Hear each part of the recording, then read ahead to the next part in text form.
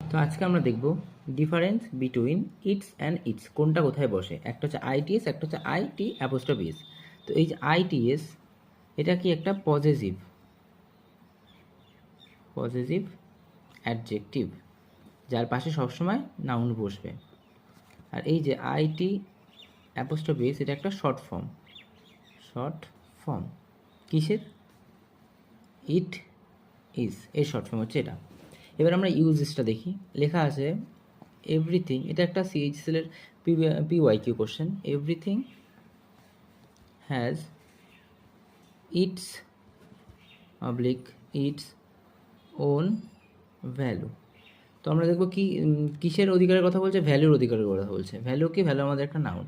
তো সেক্ষেত্রে এখানে ইটস বসবে। ইটস বসবে না, কারণ এখানে শর্ট ফর্মের কোনো জায়গা নেই।